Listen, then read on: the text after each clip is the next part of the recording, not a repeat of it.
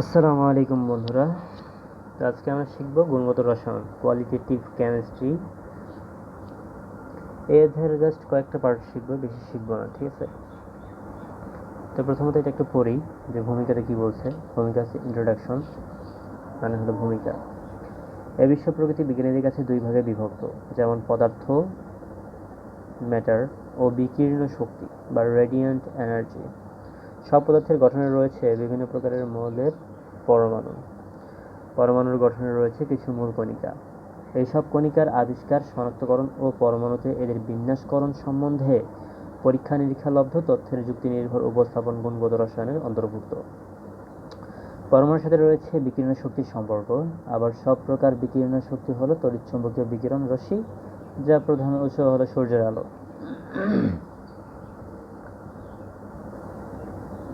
আলোক শক্তি তরঙ্গ নিজে অদৃশ্য, কিন্তু যে আলোক অংশ অন্য বস্তুকে দৃশ্যমান করে তাকে দৃশ্যমান আলো বলে। এছাড়াও অনেক অদৃশ্য আলো আছে, যেমন আইআর রশ্মি, ইউভি রশ্মি, রেডিও টেলিভিশন তরঙ্গ। এই সব তরঙ্গ রশ্মি আমরা বিভিন্নভাবে ব্যবহার করি। অনুরূপভাবে বিভিন্ন পরমাণু তাপশক্তি দ্বারা উদ্দীপিত হয়ে বিভিন্ন প্রকার বর্ণালী সৃষ্টি করে, যা থেকে ওই সব মৌলিক শনাক্তকরণ সম্ভব। অজৈব আয়নিক যৌগের মূলক শনাক্তকরণ ও সমযোজী যৌগের মিশ্রণ থেকে উপাদান যৌগ পৃথকীকরণ, বিশোধন প্রভৃতি রাসায়নিক ও ভৌত প্রক্রিয়া গুণগত রসায়নের অন্তর্ভুক্ত। এটার 2.1 পার্টটা কি? পরমাণু মডেল ও প্রাথমিক ধারণা, atom model and primary concept.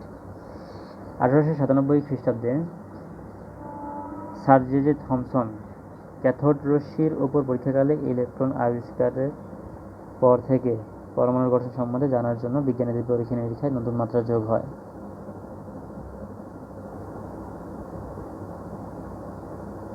So আবিষ্কারের মানে ইলেকট্রন আবিষ্কার করে কে? Sir J Thomson. এখানে প্রশ্ন আসতে পারে, ঠিক আছে? এটা গুরুত্বপূর্ণ। তারপর হচ্ছে 1897 থেকে 1932 খ্রিস্টাব্দ পর্যন্ত বিভিন্ন বিজ্ঞানী পরমাণুর উপর বিভিন্ন পরীক্ষা-নিরীক্ষার পর প্রাপ্ত তথ্য থেকে পরমাণুর গঠন সম্বন্ধে যে যুক্তিনির্ভর মতবাদ উপস্থাপন করেন তা পরমাণু মডেল নামে পরিচিত। এখানে তিনটি প্রধান পরমাণু মডেল সম্বন্ধে আলোচনা করা হয়েছে। একটা হচ্ছে রাদারফোর্ডের পরমাণু মডেল, যা 1911 খ্রিস্টাব্দে উপস্থাপিত। 2 নম্বর বোরের পরমাণু মডেল, যা 1913 সালে উপস্থাপিত বা প্রকাশিত হয়েছে বা আবিষ্কার হয়েছে, ঠিক আছে? কোয়ান্টাম বলবিদ্যা পরমাণু model, quantum mechanical atom model, 1924 থেকে 1927 খ্রিস্টাব্দে উপস্থাপিত হয়েছে। তো রাদারফোর্ডের পরমাণু মডেলটি উপস্থাপনের পূর্বে সোনার পাতের উপর তার বিখ্যাত আলফা কণা বিচ্ছুরণ পরীক্ষাটি করেন। আলফা কণার বিচ্ছুরণ পরীক্ষা, ঠিক আছে? তো এই পরীক্ষাটা কি হয় সেটা পরের পার্টে আমরা দেখি।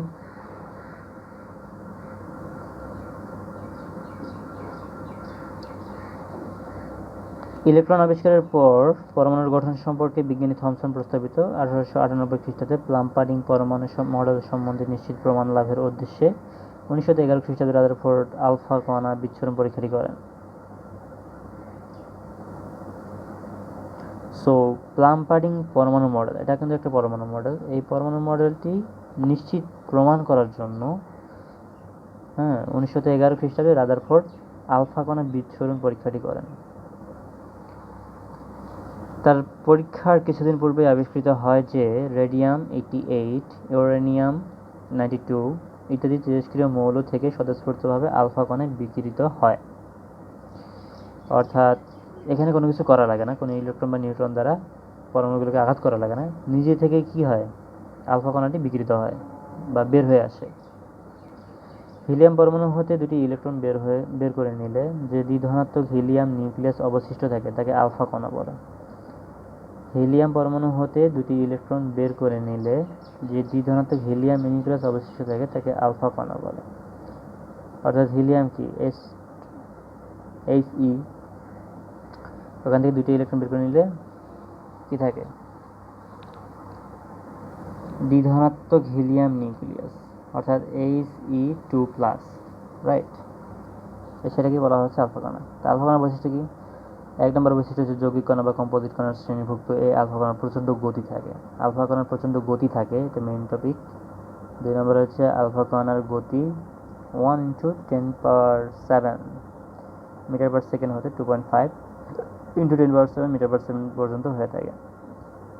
এই গতিটার কতটুকু পর্যন্ত হয়ে থাকে এটা। তো 3 নম্বর হচ্ছে আলফা কণাতে 2টি প্রোটন ও 2টি নিউট্রন থাকে। এই যে এখানে হিলিয়াম দেওয়া আছে, ঠিক আছে।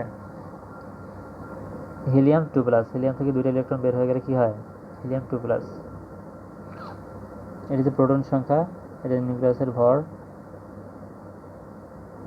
এটা যে কি ইলেকট্রন সংখ্যা, যেখানে 2টা ইলেকট্রন কি করা হয়েছে? বের করে দেওয়া হয়েছে। তাই আলফা কণার ভর সংখ্যা হয় 4। রাদারফোর্ডের পরীক্ষায় ব্যবহৃত উপকরণগুলো কি কি? তেজস্ক্রিয় মৌল থেকে নির্গত আলফা কণা পাতলা সোনার পাত। এইখানে যে মানটা দেওয়া আছে 0.004 সেন্টিমিটার পুরু। তো পরে যে নতুন বই আপডেট বের হয়, সেই আপডেট বইয়ে সেখানে 4টা জিরো দেওয়া আছে। সেটা মনে রাখার উপায় কি? 0.404 সেন্টিমিটার, ঠিক আছে। এভাবে মনে রাখলে হয়ে যাবে।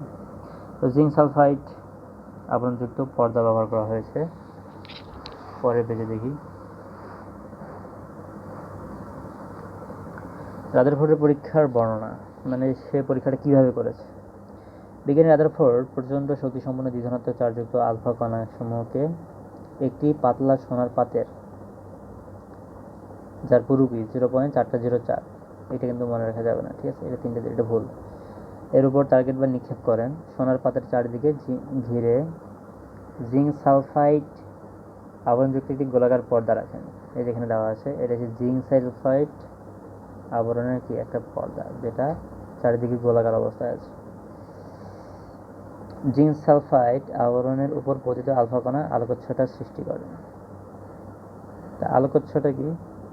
যখন এই আবরণের উপর আলফা কণাটা কি আপতিত হয়, তখন সেখান থেকে কিছু আলো কি নিউক্লিয়াসে লেগে আবার ফিরে আসে, বিপরীত দিকে ফিরে আসে। এটাকে বলা হয়েছে কি আলোকচ্ছটা। জিঙ্ক সালফাইড হলো অনুপ্রভা সৃষ্টিকারী পদার্থ, ফসফোরেসেন্ট সাবস্টেন্স। অনুপ্রভা সৃষ্টিকারী পদার্থ বিভিন্ন শক্তির ফোটন শোষণ করে, ফলে তার দৃশ্যমান আলোর পরিসরে বিকিরণ করে।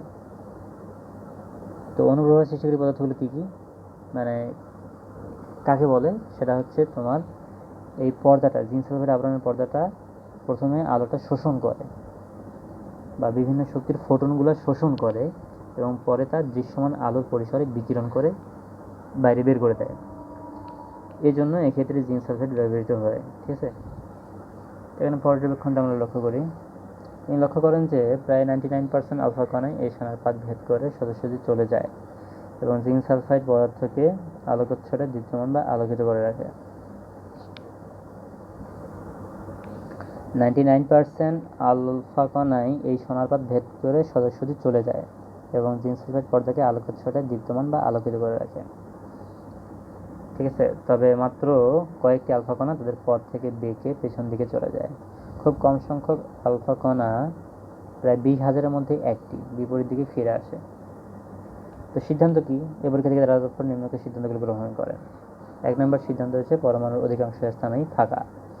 যেহেতু আলফা কণার তুলনায় ইলেকট্রনের ভর অতি নগণ্য, সেহেতু এই ফাঁকা স্থানে ইলেকট্রন থাকতে পারে, তবে এরা আলফা কণার গতিপথের কোনো পরিবর্তন ঘটাতে পারে না।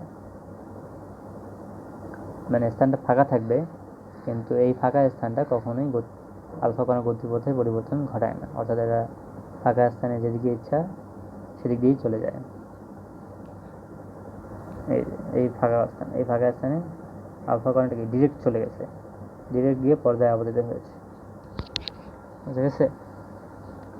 2 নম্বর হচ্ছে যেহেতু খুব কম সংখ্যক আলফা কণা বিপরীত দিকে ফিরে আসে, এতে প্রমাণিত হয় ওই আলফা কণা সোজাসুজি এর অপেক্ষা বহু ভারী কোনো কিছুর সাথে সংঘর্ষে পতিত হয় বা তা দ্বারা বিকশিত হয়।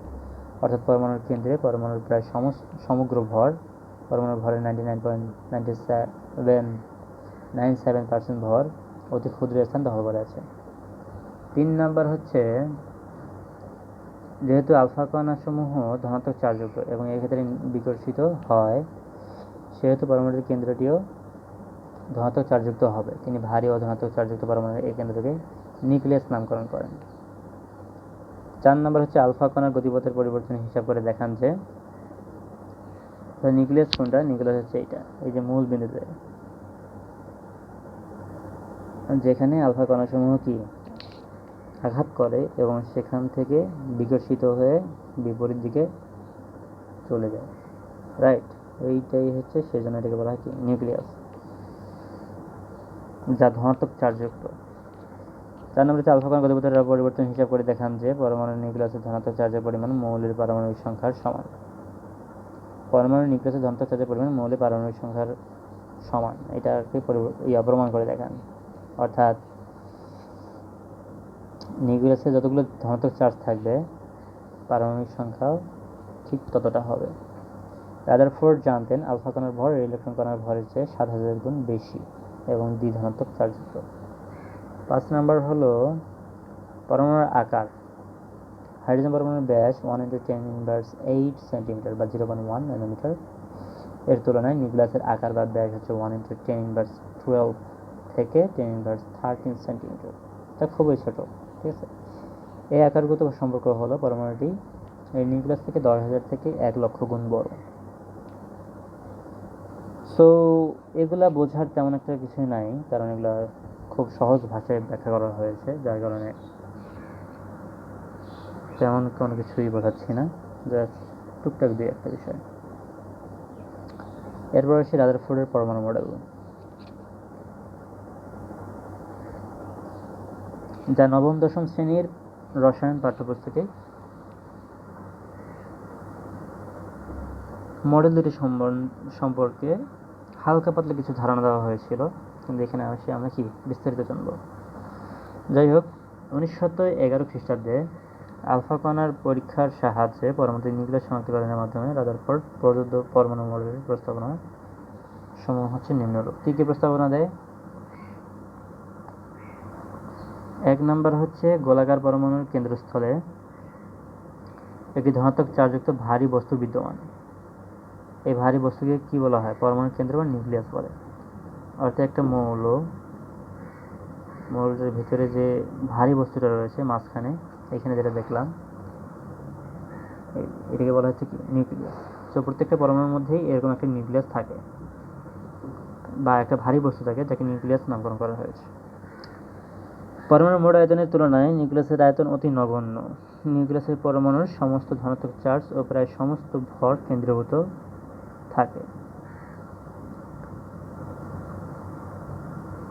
ঠিক আছে। 2 নম্বর হচ্ছে পরমাণু বিদ্যুৎ নিরপেক্ষ। তাই নিউক্লিয়াসের ধনাত্মক চার্জ সংখ্যার সমান সংখ্যক ঋণাত্মক চার্জ যুক্ত ইলেকট্রন থাকে। বিদ্যুৎ নিরপেক্ষ মানে হলো বিদ্যুৎ কি আদান প্রদান করে না। এর কারণটা হলো নিউক্লিয়াসের চার্জ কি ধনাত্মক, এই নিউক্লিয়াসের চার্জ হচ্ছে ধনাত্মক, আর চারদিকে যে পরমাণুগুলো রয়েছে তাদের চার্জ হচ্ছে ঋণাত্মক, মাইনাস দ্বারা প্রকাশ করা হয়, আর এটা প্লাস দ্বারা প্রকাশ করা হয়। Next page.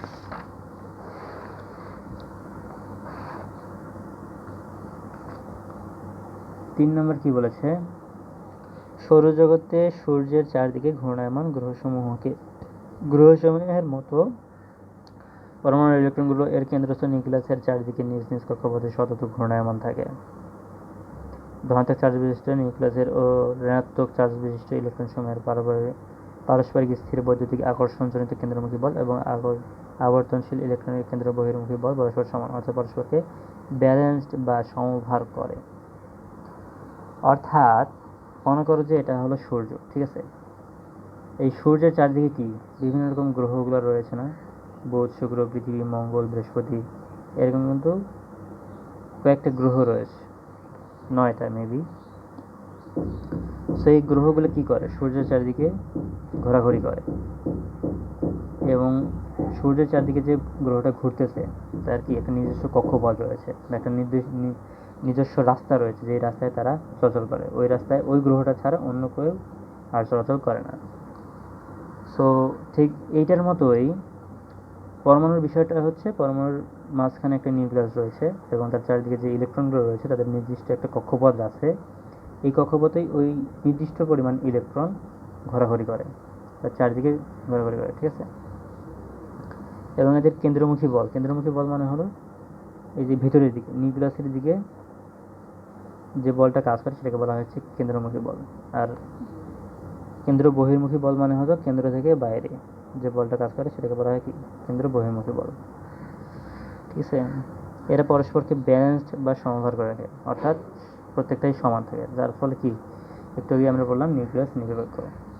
এই ভর দুটো সমান জন্যই বল দুটো সমান জন্য কি এগুলো যাতে নির্দিষ্ট কক্ষপথে ঘোরাঘুরি করে এতে কোনো সমস্যা হয় না। যাই হোক, রাদারফোর্ড পরমাণু মডেলের নিউক্লিয়াসের ধারণা আছে বলে একে পরমাণু নিউক্লিয়ার মডেলও বলা হয়। ঠিক আছে, সৌরজগতের সাথে মিল রেখে মডেলটি দেওয়া হয়েছে বলে একে সোলার সিস্টেম অ্যাটম মডেল বলাও হয়। ঠিক আছে, কিন্তু এই রাদারফোর্ড পরমাণু মডেলের কিছু সীমাবদ্ধতা, তাহলে এগুলো একটু দেখে নিই। Limitations of Rutherford's atom model. Rutherford পরমাণু মডেলের প্রধান দিক যেমন পরমাণুর একটি নিউক্লিয়াস ও নিউক্লিয়াস বহির্ভূত ইলেকট্রন অঞ্চল আছে তা আজ সর্বজন স্বীকৃত ও পরীক্ষা দ্বারা প্রমাণিত, কিন্তু এটির প্রধান সীমাবদ্ধতা হচ্ছে নিম্নরূপ। সৌরমণ্ডলের গ্রহসমূহ সামগ্রিকভাবে চার্জবিহীন, অর্থাৎ পরমাণুতে আবর্তনশীল ইলেকট্রনসমূহ ঋণাত্মক চার্জযুক্ত এবং কি পরস্পরকে স্থির বৈদ্যুতিক বল দ্বারা বিকর্ষণ করে। অপরদিকে গ্রহসমূহ মহাকর্ষ বল দ্বারা পরস্পরকে আকর্ষণ করে, সুতরাং গ্রহগুলোর সাথে ইলেকট্রনের তুলনা সঠিক হয়নি। সো সূর্য মনে করতে এটা সূর্য এবং সূর্যের চারিদিকে যে কি গ্রহগুলো রয়েছে এই গ্রহগুলো মহাকর্ষ বল দ্বারা পরস্পরকে আকর্ষণ করে, কিন্তু যখন আমরা নিউক্লিয়াসের হিসাবটা করি তখন কি নিউক্লিয়াসে এরকম কোনো বলতল নেই। কারণটা কি? কারণ নিউক্লিয়াসটা হচ্ছে ধনাত্মক আর ইলেকট্রন যে চারিদিকে ঘোরাঘুরি করে এটা হচ্ছে ঋণাত্মক, যার ফলে কি দুইটাই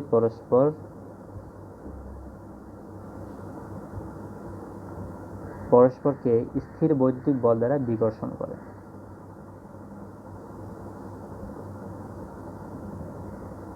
আর গ্রহগুলোর ক্ষেত্রে এগুলো হচ্ছে কি সামগ্রিকভাবে চার্জবিহীন, মানে গ্রহগুলোতে কোনো চার্জ নেই। 2 নম্বর হচ্ছে ম্যাক্সওয়েলের আলো সম্পর্কীয় তড়িৎ চৌম্বকীয় তত্ত্বানুসারে কোনো চার্জযুক্ত বস্তু বা কণা কোনো বৃত্তাকার পথে ঘুরলে তা ক্রমাগতভাবে শক্তি বিকিরণ করবে এবং তার আবর্তন চক্র ধীরে ধীরে কমতে থাকবে। সুতরাং এক্ষেত্রে কক্ষপথে আবর্তনশীল ঋণাত্মক চার্জযুক্ত ইলেকট্রনসমূহ ক্রমশ শক্তি হারাতে হারাতে নিউক্লিয়াসে পতিত হবে। অর্থাৎ রাদারফোর্ডের পরমাণু মডেল সম্পূর্ণভাবে একটি অস্থায়ী অবস্থা হবে, অথচ পরমাণু হতে ক্রমাগত শক্তি বিকিরণ বা ইলেকট্রন সমূহের নিউক্লিয়াসে পতন কখনোই ঘটে না। সো ম্যাক্সওয়েল কি বলে? আলো সম্পর্কীয় তড়িৎচুম্বকীয় তত্ত্বানুসারে কোনো চার্জযুক্ত বস্তু বা কণা কোনো বৃত্তাকার পথে ঘুরলে তা ক্রমাগতভাবে শক্তি বিকিরণ করবে এবং তার আবর্তন চক্র ধীরে ধীরে কমতে থাকবে। অর্থাৎ কি এইখানে দেখো একটা এটা নিউক্লিয়াসের চারদিকে যদি একটা ইলেকট্রন ঘোরাঘুরি করে তো ঘুরতে ঘুরতে ঘুরতে ঘুরতে তার চার্জ কি বিকশিত হয়ে এক পর্যায়ে চার্জটা কমে যাবে এবং ফলে সে ধীরে ধীরে তার দূরত্বটা কমাই দিবে এবং পর্যায়ে এসে এই নিউক্লিয়াসে পতিত হবে, এটাই বলেছে। ইলেকট্রন সমূহ ক্রমশ শক্তি হারাতে থাকে, যা ম্যাক্সওয়েল বলে। অর্থাৎ রাদারফোর্ডের পরমাণু মডেল সম্পূর্ণভাবে একটি অস্থায়ী অবস্থা হবে। যদি এই মডেলটা আলোচনা করা হয় তাহলে রাদারফোর্ডের পরমাণু কি একটা অস্থায়ী অবস্থা, অথচ পরমাণু হতে ক্রমাগত শক্তি বিকিরণ বা ইলেকট্রন সমূহের নিউক্লিয়াসের পতন কখনোই ঘটে না। ঠিক আছে, তো সেই ক্ষেত্রে এটা দেওয়ার যে কারণটা কি আমি কিছুই বুঝি না, বেকার। নেক্সট যেটা হচ্ছে 3 নম্বর, হাইড্রোজেন পরমাণু বর্ণালী সম্বন্ধে কোনো সুষ্ঠু ব্যাখ্যা এই মডেল দিতে পারে না। যেমন কি শক্তি বিকিরণ অবিচ্ছিন্নভাবে ঘটে, তাই পরমাণু বর্ণালীতে সৃষ্ট রেখাসমূহ অবিচ্ছিন্ন হওয়া স্বাভাবিক, কিন্তু বর্ণালীতে সৃষ্ট রেখাসমূহ বিচ্ছিন্ন ও বেশ উজ্জ্বল হয়। 4 নম্বর হচ্ছে আবর্তনশীল ইলেকট্রনের কক্ষপথের আকার ও আকৃতি সম্বন্ধে কোনো ধারণা রাদারফোর্ডের পরমাণু মডেল দেওয়া হয়নি। 5 নম্বর হচ্ছে একাধিক ইলেকট্রন বিশিষ্ট পরমাণুতে ইলেকট্রনগুলো নিউক্লিয়াসকে কীভাবে পরিক্রমণ করে তার কোনো উল্লেখ এই মডেলে নেই। পরবর্তীতে বিজ্ঞানী নিলস বোর এই মডেলের কিছু ত্রুটি সংশোধন করে নতুন মডেল প্রকাশ করেন। সো আজকে এ পর্যন্তই। নিলস বোরের পরমাণু মডেলটা আমরা পরের ক্লাসে জানবো। সো তোমাদের যাদের এইভাবে পড়তে ভালো লাগে বা পড়তে ভালো লাগে না কিন্তু মনে হয় যে কেউ পড়ুক আর আমি শুনি। যদি এমনটা হয় তাহলে তোমরা এই ভিডিওটা দেখতে পারো এবং তোমাদের বন্ধুদের মাঝে শেয়ার করতে পারো, যা তোমাদের এবং তোমাদের বন্ধুদের অনেক হেল্পফুল হবে এবং পরীক্ষার ক্ষেত্রে তোমরা অনেক কি একটা ভালো পারফরমেন্স দিবে। তো যাই হোক, ভিডিওটাকে একটা লাইক দিও এবং তোমার বন্ধুদের মাঝে শেয়ার করে দিও। ধন্যবাদ। আল্লাহ হাফেজ।